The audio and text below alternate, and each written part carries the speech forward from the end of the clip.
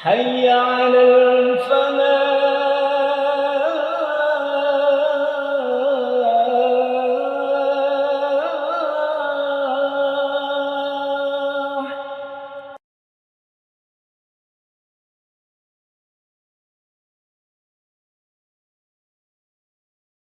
Bismillahirrahmanirrahim. Assalamualaikum warahmatullahi wabarakatuh.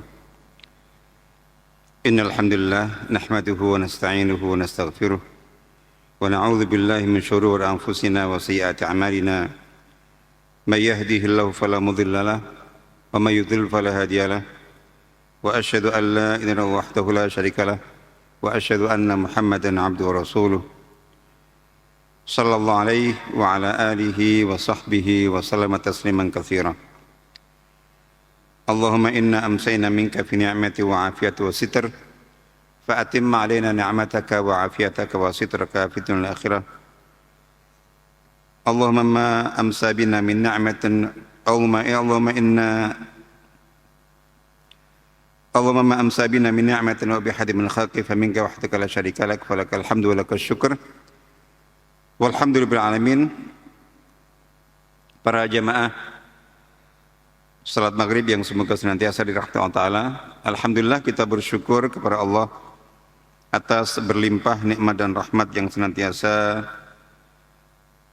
Allah berikan kepada kita. Salawat serta salam semoga senantiasa tercurahkan kepada baginda Sayyidina Rasulullah SAW. Semoga kita senantiasa diberikan taufik dan kekuatan untuk tetap bisa istiqamah dalam mengikuti ajaran syariah, sunnah dan dakwah beliau. Amin ya rabbal alamin. Baik, insyaallah kita melanjutkan kajian kita masih tentang tema seputar takdir.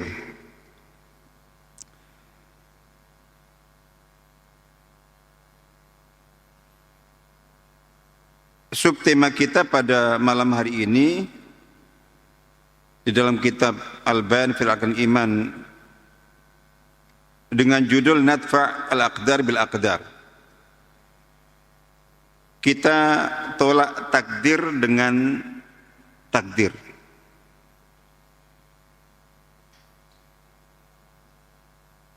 Ini juga terkait dengan pertanyaan yang sering sekali muncul dan ditanyakan oleh banyak orang terkait dengan apakah takdir itu bisa diubah.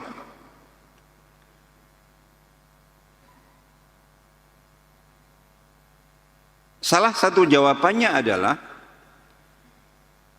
jika yang dimaksudkan dengan takdir yang hendak diubah itu adalah takdir kejadian, takdir peristiwa, takdir keadaan yang telah terjadi dalam kehidupan seseorang. Takdir yang sudah berlaku, yang itu misalnya dinilai sebagai takdir-takdir yang buruk atau yang tidak baik. Misalnya seseorang yang saat ini dalam kondisi sakit, yaitu takdir Allah Ta'ala. Apakah takdir sakit yang sedang dialami oleh seseorang itu bisa diubah sehingga orang itu menjadi sehat dan bugar kembali? Seseorang yang saat ini takdirnya miskin, apakah itu bisa diubah agar kemudian dia menjadi kaya? Orang yang hari ini atau kemarin gagal dalam satu hal, apakah bisa diubah sehingga dia nanti menjadi orang yang sukses dan berhasil?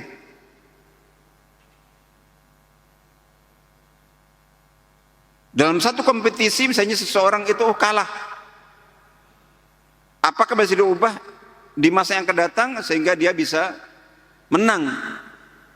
Dan seterusnya dan seterusnya. Nah ini yang kita bahas. Kalau yang dimaksudkan dengan itu, iya, bahwa takdir yang telah terjadi pada kita itu bisa kita upayakan untuk diubah. Bahkan tidak hanya itu, ketika itu dinilai sebagai takdir-takdir yang buruk, maksudnya takdir buruk itu maksudnya bagi kita. Ketika kita menyebutkan takdir itu dibagi ada baik, ada buruk, khair dan syar, itu maksudnya adalah baik bagi kita, buruk bagi kita. Baik menurut kita, buruk menurut kita. Tapi kalau kita bicara takdir itu kita nisbatkan kepada Allah, maka kita harus menyatakan bahwa semua takdir Allah itu baik. Termasuk takdir-takdir yang biasanya dianggap buruk. Itu kalau bagi Allah itu baik. Baik. Nah,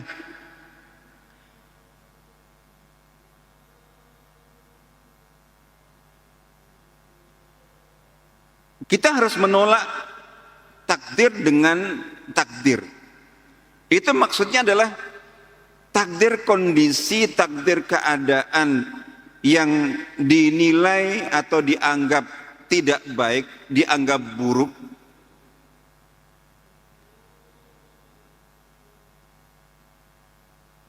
Itu harus kita upayakan untuk kita hindari atau kita hilangkan.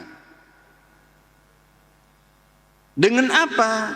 Dengan ikhtiar, dengan usaha.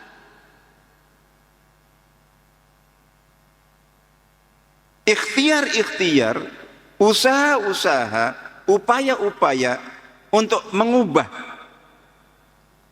kondisi, situasi, keadaan, kejadian yang dinilai buruk, yang dianggap buruk, yang dinilai tidak baik, dianggap tidak baik itu. Dan apa yang terjadi yang tidak baik itu takdir Allah. Kita hindari, kita hindarkan, kita ubah dengan ikhtiar, dengan usaha, dengan upaya.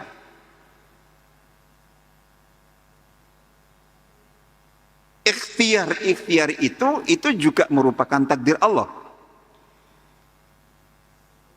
Di sini disebutkan bahwa nahnu mutalabuna syar'an an nadfa'a aqdaran bi aqdar. Secara hukum syariat itu kita dituntut untuk menolak takdir dengan takdir. Ini diberikan contoh. Falju'u masalan, kondisi lapar seseorang, misalnya dari pagi tidak makan, sekarang lapar. Itu minal qadar, itu termasuk takdir. Wa nahnu nadfa'uhu biqadari at-ta'am. Kondisi lapar yang merupakan takdir Allah itu kita harus tolak, kita harus hilangkan, kita harus hadapi dengan melakukan takdir makan. Kita makan saat kita lapar, dengan begitu kita menjadi kenyang, itu juga takdir Allah. Wal atash minal qadar. Kondisi haus seseorang dalam kondisi haus itu takdir. Wa nahnu nadfa'uhu biqadri syarab. Dan kita menolaknya, menghilangkan takdir haus itu dengan takdir minum. Minum saat kita haus itu takdir. Wal maradu minal qadar. Sakit atau penyakit yang sedang menimpa, yang diderita seseorang, minal qadar, itu termasuk takdir. Wa nahnu nadfa'uhu bid-dawa. kita harus menolaknya, menghilangkannya dengan takdir berobat. Wa huwa minal qadari aidan, dan itu juga termasuk takdir. Dikatakan walau anna imra'an istaslama li qadril ju' awil dhama' mathalan. Jadi seandainya seseorang itu saat dia dia lapar, dia haus, terus dia pasrah, menyerah, mengatakan lapar dan haus ini kan udah takdir. Ya sudah, saya terima begitu saja. Terus dia diam. Dengan dalih dia menerima takdir.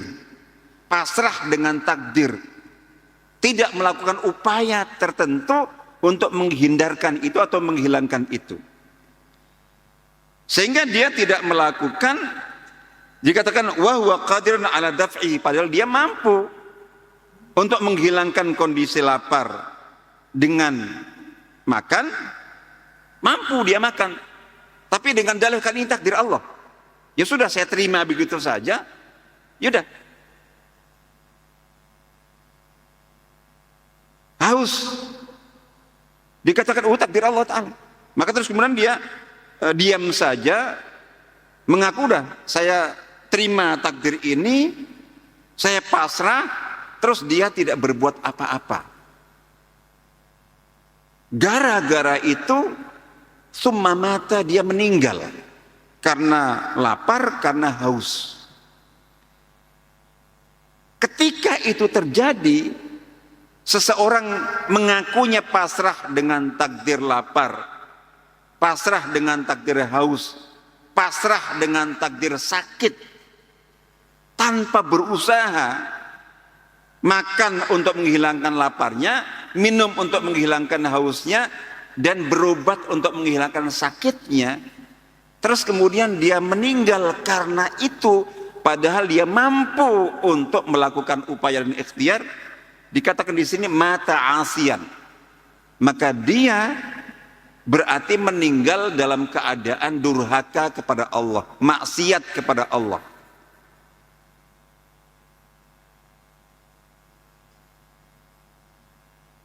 Alladzi nahahu an yulqiya bi nafsihi ila tahlukah, di mana Allah itu melarang dia untuk menjatuhkan dirinya dalam kebinasaan.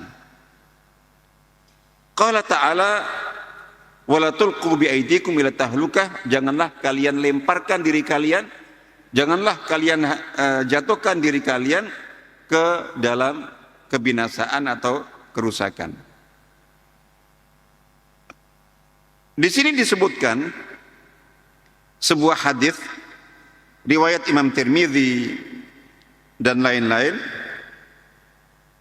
Ada seseorang yang bertanya kepada Rasulullah SAW, ya Rasulullah, wahai Rasulullah, ara'aita adwiyatan natadawa biha, menurut baginda obat-obat yang kita gunakan untuk mengobati penyakit kita atau sakit kita, waruqa nastarqi biha, ruqyah, tentu maksudnya ruqyah syariah, terapi dengan bacaan Al-Quran, dengan bacaan zikir, dengan bacaan isti'adzah untuk mendapatkan kesembuhan dari kondisi penyakit. Jadi obat-obat yang kita konsumsi, ruqyah yang kita lakukan, wa tuqatan nattaqiha, atau sikap-sikap antisipasi, sikap-sikap kehati-hatian yang kita lakukan untuk menghindari keburukan-keburukan. Hal taruddu min qadarillahi syai'an, apakah itu semuanya upaya sakit dengan berobat atau dengan meruqyah atau diruqyah, atau kita melakukan kehati-hatian upaya preventif untuk menghindari keburukan-keburukan yang mungkin terjadi pada kita. Apakah itu bisa menolak takdir Allah?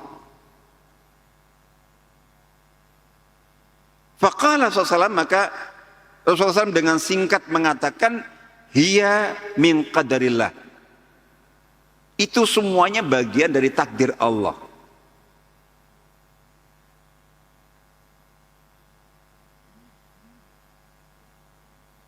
Secara implisit belum mengatakan, ya bisa dan harus dilakukan. Jadi bisa dan harus dilakukan. Yang ketika itu tidak dilakukan, lalu kemudian seseorang mengalami keburukan, mengalami akibat buruk, dan jatuh dalam kebinasaan gara-gara itu, maka orang itu tadi dikatakan bahwa seandainya dia meninggal, itu in mata asian. Jika dia meninggal, maka dia meninggal dalam keadaan bermaksiat kepada Allah Ta'ala, karena tidak melakukan apa yang diperintahkan oleh Allah Ta'ala. Jadi jawaban ini yang penuh hikmah ini itu memompa semangat untuk kita melakukan amal dan usaha yang bermanfaat dan mendorong orang untuk melakukan upaya-upaya, sebab-sebab, dan juga sungguh-sungguh dalam melakukan langkah preventif atau sikap-sikap antisipasi kehati-hatian.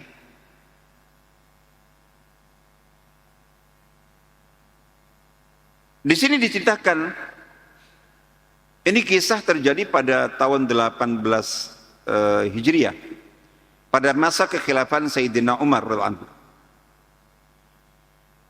Jadi waktu itu Sayyidina Umar dari Madinah dengan rombongan itu berangkat menuju ke Palestina, ke wilayah Syam.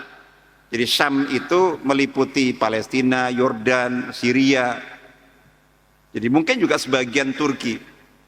Itu Syam. Irak, mungkin sebagian Irak.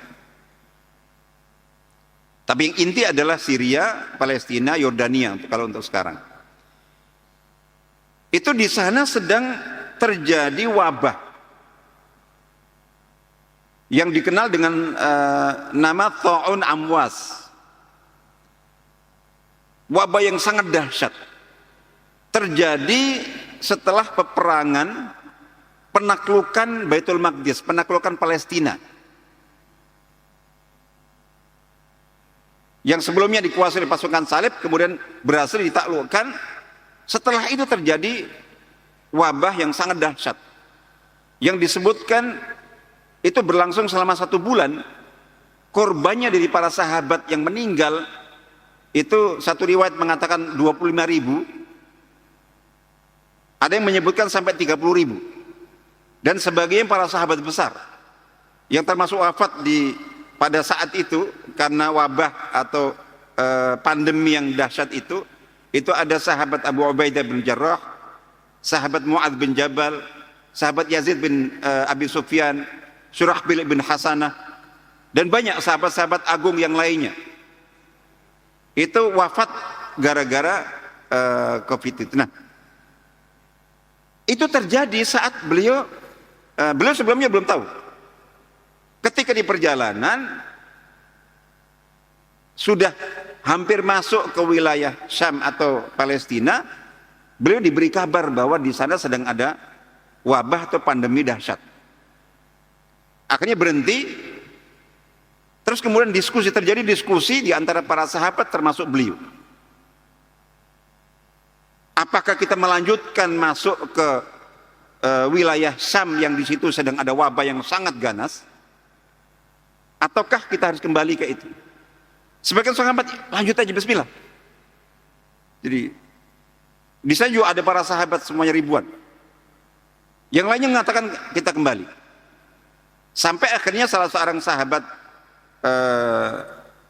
agung, salah satu di antara 10 sahabat yang dijamin masuk surga, jadi Abdurrahman bin Auf radhiyallahu anhu, itu menyampaikan hadis Nabi, di mana hadis itu artinya jika kalian jika sedang terjadi wabah pandemi di satu negeri atau di satu wilayah dan kalian berada di luar wilayah itu, maka jangan masuk. Sementara jika wabah terjadi di satu wilayah dan kalian ada di dalamnya, maka kalian jangan keluar. Dengan hadis itu maka kemudian Sayyidina Umar memutuskan, ya sudah, kita terpaksa kembali. Dan beliau, karena waktu itu yang menjadi gubernur atau wali kota wilayah Syam itu adalah sahabat Abu Ubaidah Amir bin Jarrah radhiyallahu anhu, yang sangat diagungkan, yang sangat dimuliakan, yang sangat dicintai oleh Sayyidina Umar. Beliau kembali ke Madinah dan berusaha untuk meminta agar supaya sahabat Abu Ubaidah itu keluar dari Syam, dengan harapan beliau bisa aman dan selamat. Tapi sahabat Abu Ubaidah bin Jarrah memilih bertahan, ya mungkin melaksanakan hadis tadi. Nah, di sini sempat ada dialog. Jadi dari sahabat Abu Ubaidah bin Jarrah kepada Sayyidina Umar, ketika tahu Sayyidina Umar yang semula ingin masuk ke wilayah Syam atau Palestina terus urung, memutuskan kembali ke Madinah, tidak jadi masuk karena di dalamnya ada wabah pandemi Ta'un Amwas itu. Terus kemudian Sayyidina Abu Ubaidah bin Jarrah menyatakan, apakah engkau lari dari takdir Allah? Jadi, apakah engkau mau lari dari takdir Allah Ta'ala? Beliau secara tegas mengatakan, na'am, iya. Kita lari dari takdir Allah, yang satu menuju takdir Allah yang lainnya.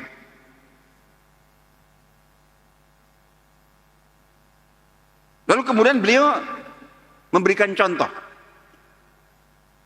Contohnya itu, coba, seandainya engkau itu mengembalakan unta, tentu kan mencari daerah yang di situ ada banyak rerumputan. Terus ada tempat di situ ada subur, ada banyak rumputnya. Di tempat yang lainnya lagi itu gersang.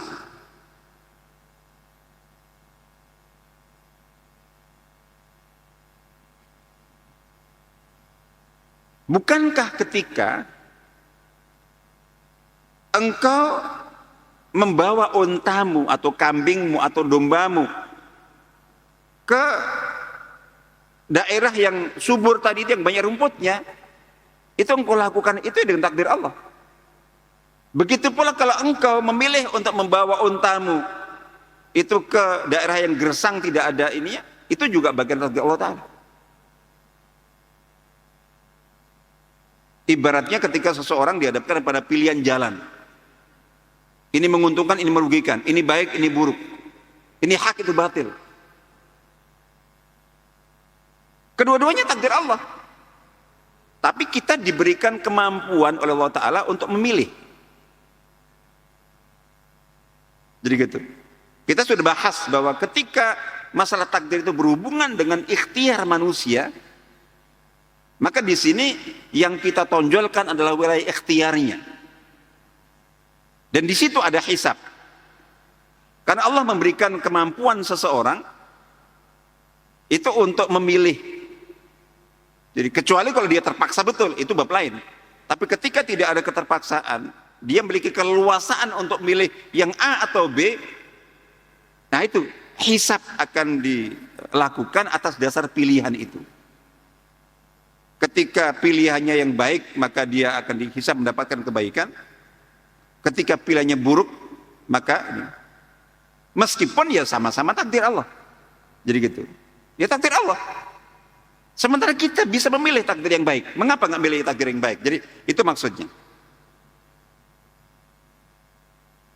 Di sini ada juga kutipan dari Syekh Abdul Qadir Al-Jailani rahimahullah. Dikatakan la yasar rajulu alladhi yastaslimul aqdar. Ini bukan, kalau kita terjemahkan, bukan laki, nggak jantan seseorang itu yang nyerah pada takdir. Jadi mengalami peristiwa, kejadian, keadaan yang itu tidak baik, buruk, terus kemudian ini kan takdir Allah, udah saya terima ini, saya pasrah, terus nggak berbuat apa-apa. Kata beliau itu bukan laki-laki, nggak jantan itu. Wa innamar rajulu alladzi yadfa'u al-aqdar bil aqdar.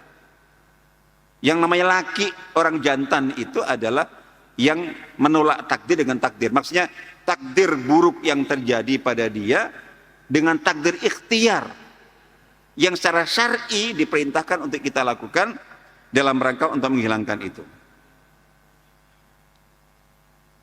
Dalam riwayat lain dikatakan, kata-kata beliau, nafirru minal qadri al-fadil ilal qadri al-afdal. Kita lari dari takdir yang baik ke takdir yang lebih baik. Takdir yang buruk kepada takdir yang baik. Baik. Nah, maksud, jadi intinya adalah, maksudnya kita menolak takdir dengan takdir itu adalah bahwa kita menolak takdir yang telah terjadi pada kita, yang itu kita nilai atau dinilai buruk, yang memang harus kita ubah, itu dengan takdir lain. Maksudnya adalah ikhtiar, yang dimana takdir yang lain. Ikhtiar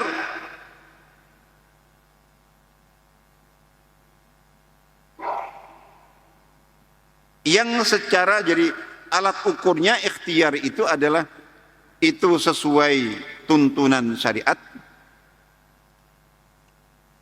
dan atau sesuai dengan hukum logika dan akal. Lalu disebutkan bahwa yang dimaksudkan dengan menolak takdir dengan takdir, maksudnya takdir apa yang terjadi yang dinilai buruk itu dengan takdir ikhtiar. Itu ada dua macam.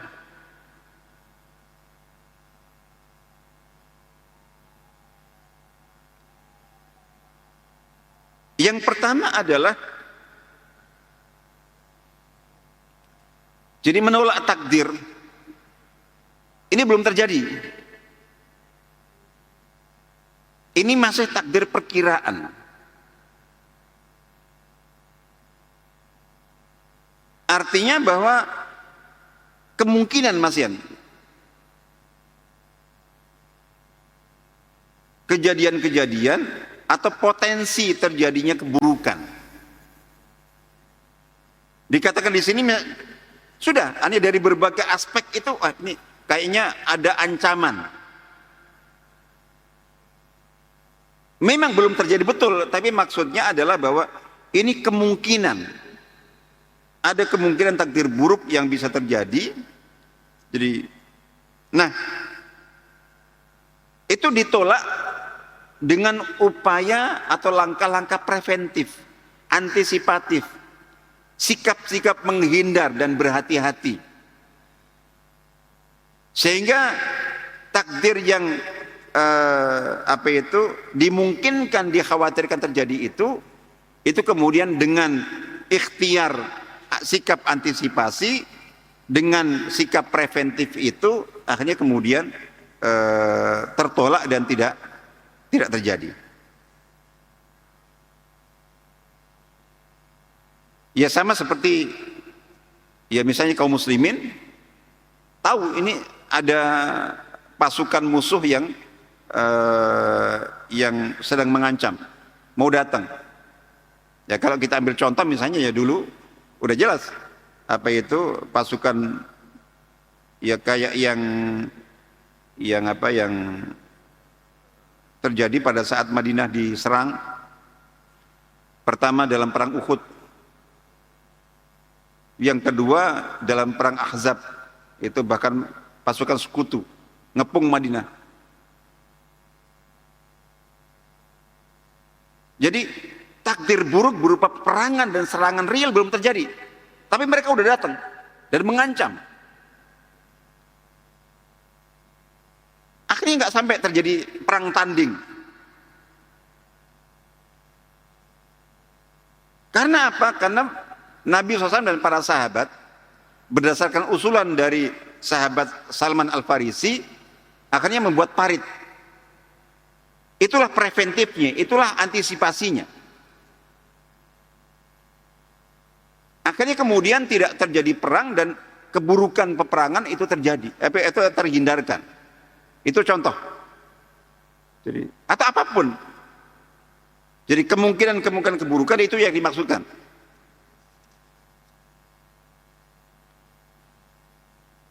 Yang kedua, itu adalah menolak takdir dengan takdir. Ini takdir yang sudah terjadi, seperti yang tadi sudah kita sebutkan beberapa contohnya. Jadi keburukan sudah terjadi, jadi seseorang mengalami sakit, sudah sakit. Jadi sudah sakit, atau sudah gagal, atau kondisi miskin, atau kondisi kalah, atau kondisi apalah, mengalami musibah tertentu atau apa semacam itu.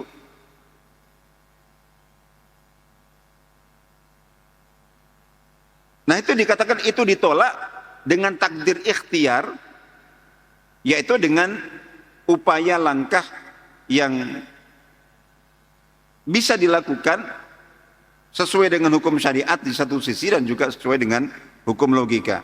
Ya kayak contoh ketika sakit, maka ditolak takdir sakit itu dengan berubat.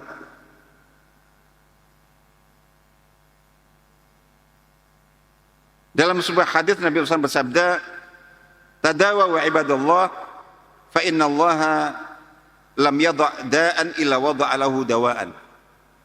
Jadi, wahai hamba-hamba Allah, berobatlah ketika kalian sakit. Sesungguhnya Allah itu tidak menurunkan penyakit kecuali Allah juga menyiapkan obat untuk penyakit itu. Ghaira da'in wahid, kecuali satu penyakit saja, yaitu penyakit tua. Di riwayat lain itu adalah kematian. Nah, jadi intinya di sini itu adalah bahwa kita ketika mengalami kondisi atau terancam oleh kondisi buruk, kejadian buruk, dan kita mampu dimungkinkan untuk melakukan langkah-langkah preventif, sikap-sikap antisipatif, atau melakukan upaya-upaya yang menghindarkan atau menghilangkan jadi hal buruk itu, maka itu secara syar'i wajib kita lakukan. Jadi secara syar'i wajib kita lakukan.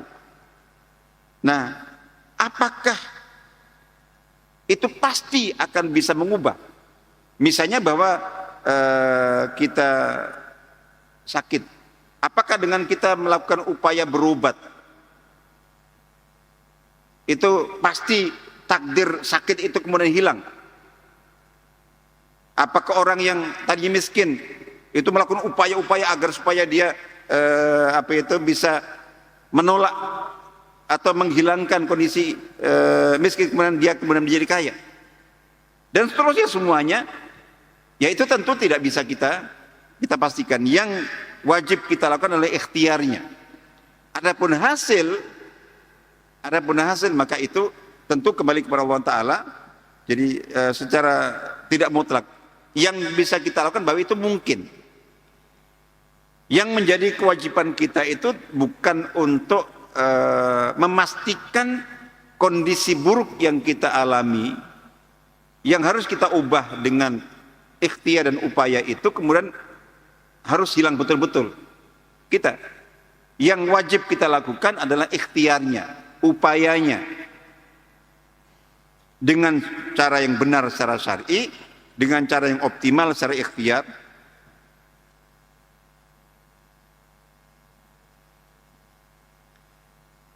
Tapi tentang hasil yang tadi kita sebutkan itu tidak tentu tidak ada jaminan, meskipun harapan keberhasilan itu juga sangat sangat besar sekali. Nah, termasuk diantaranya ketika sebelumnya kita membahas tentang tidak dibolehkannya kita berdalil dengan takdir dalam hal-hal pelanggaran dan kemaksiatan. Itu adalah konteksnya ketika berdalil dengan takdir itu orientasinya atau hasilnya itu adalah untuk menjustifikasi, untuk membenarkan. Itu tidak dibenarkan. Tapi ketika kita menyikapi orang yang mengatakan seperti itu, mengatakan ini maksiat kan sudah takdir, keburukan yang dilakukan itu adalah takdir Allah Ta'ala, ya sudah. Kalau kita tidak bisa membantah atau dia tidak bisa disadarkan karena itu, kita bisa katakan ya sudah, oke, itu takdir Allah Ta'ala. Tapi menyikapi takdir itu kita diwajibkan untuk menutupnya, menghilangkannya itu dengan takdir lain, yaitu kita berikhtiar. Maksiat kita hadapi dengan takdir bertobat, beristighfar, memperbaiki diri. Jadi gitu. Jadi tidak kita katakan oh itu takdir, kemudian kita kata-kata takdir itu kita jadikan sebagai dalih untuk membenarkan apa yang kita lakukan. Kita nggak mau disalahkan. Ya tidak. Jadi gitu.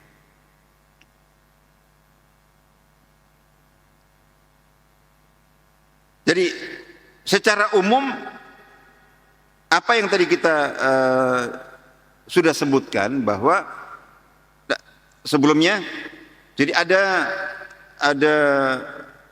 cerita dari masa Sayyidina Umar juga. Itu diriwayatkan bahwa ada seorang pencuri yang tertangkap, dia mengakui bahwa dia mencuri. Hukuman bagi pencuri ketika memang terbukti, khususnya kalau dia yang bersangkutan mengaku, itu kan hukumannya potong tangan. Ketika mau dihukum dengan dipotong tangannya, orang itu menolak maunya dan berdalih, saya mencuri ini kan sudah takdir Allah. Seandainya Allah tidak mentakdirkan aku mencuri, aku tidak akan mencuri. Nah, seperti ini yang kita bahas dalam kajian kita sebelumnya. Tidak boleh orang berdalih dengan takdir dalam kemaksiatan ketika orientasinya itu untuk membenarkan. Orientasinya untuk menjustifikasi kemaksiatan itu. Nah, ketika mendapati itu, ya Sayyidina Umar ketika mendengar orang itu maunya tidak mau dihukum qisas, dihukum potong tangan dengan dalih bahwa itu kan takdir Allah. Jadi aku melakukannya karena takdir Allah Ta'ala, kenapa kok harus dihukum? Jadi gitu.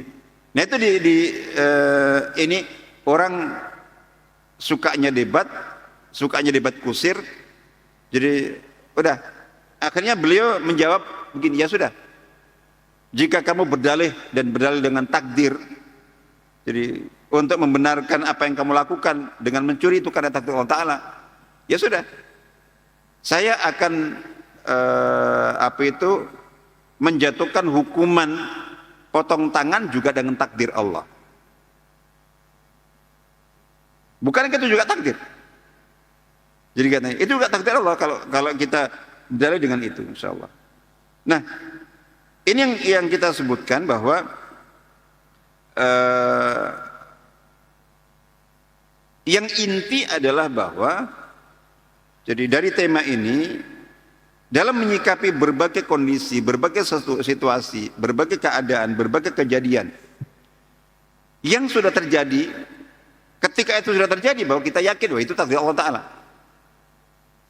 Nah, ketika kondisi-kondisi atau keadaan-keadaan atau kejadian-kejadian itu memang tidak baik dan harus kita ubah, kewajiban kita atau wajib diubah atau boleh diubah.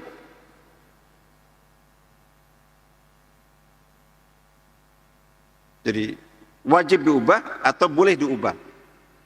Nah, secara syar'i yang tadi kita sebutkan, yang wajib kita lakukan adalah berikhtiar, adalah berusaha.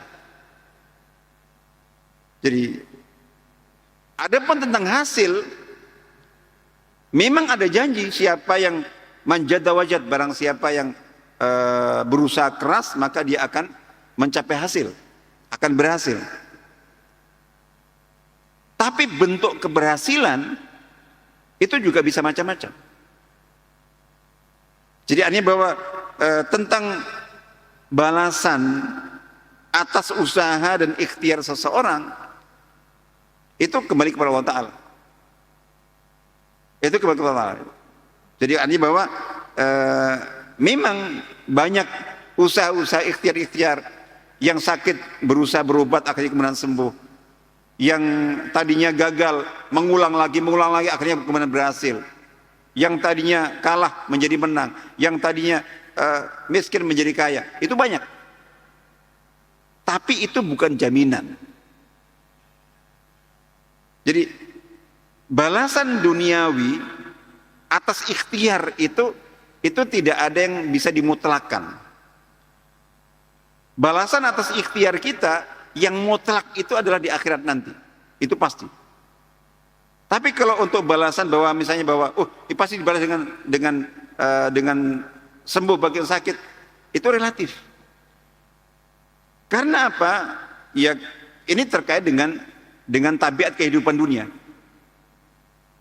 Jadi jika Allah Ta'ala menghendaki kebaikan bagi seseorang, misalnya tadi ini orang yang sakit, orang yang soleh sekali, Allah menghendaki kebaikan bagi dia, dia berikhtiar, dia berusaha, dia dapat pahala. Tapi apakah kemudian di antara balasan yang Allah berikan itu Allah pasti memberikan kesembuhan? Belum tentu. Belum tentunya. Karena apa? Karena menurut ilmu Allah, orang sembuh dari sakit belum tentu itu baik. Allah Maha tahu. Sangat boleh jadi bahwa Allah menghendaki orang itu menjadi orang yang baik, ditinggikan derajatnya. Ini orang yang ketika diuji dengan sakit sabar sekali. Orang yang sabar karena sakit itu mungkin sabar sehari, barangkali mengalahkan pahala yang dia kumpulkan selama sehat setahun. Itu boleh jadi. Allah ingin mengangkat derajat dia, Allah sengaja nggak menyembuhkannya. Karena dengan dia tetap sakit dan dia sabar, itu ternyata lebih memuliakan dia daripada seandainya dia sembuh. Jadi kayak gitu. Begitu juga orang ini miskin, berusaha dengan baik, Allah mencintai orang itu, dan Allah Maha tahu baiknya dia itu tetap miskin, karena dia termasuk yang tidak sabar kalau dia diberi kekayaan. Sementara Allah mencintai dia, orang beriman, maka Allah selamatkan dia meskipun dia berikhtiar, berusaha, tidak diberi kekayaan, karena yang terbaik bagi dia adalah tetap itu. Nah, itu hukum di dunia. Oleh karena itu, dari yang kita lakukan, yang kita bahas ini, intinya adalah kita wajib melakukan upaya-upaya ikhtiar yang dibahasakan, itu juga bagian dari takdir. Kita menolak, menghilangkan, mengubah takdir buruk itu dengan takdir ikhtiar. Itu kita lakukan mengapa? Bukan kok itu pasti akan berubah, tapi karena itu kewajiban syar'i. Kalau kita lakukan, kita dapat pahala dan balasan terbaik. Kalau tidak, maka kita dosa. Adapun hasilnya, kita kembalikan lagi kepada Allah Ta'ala, dan kita yakin dan husnudzan pasti yang Allah berikan kepada kita itu yang terbaik. Insya Allah itu kajian kita untuk pada malam hari ini. Insya Allah kita sambung lagi dalam kesempatan yang akan datang. Barakallahu fikum. Wassalamualaikum warahmatullahi wabarakatuh.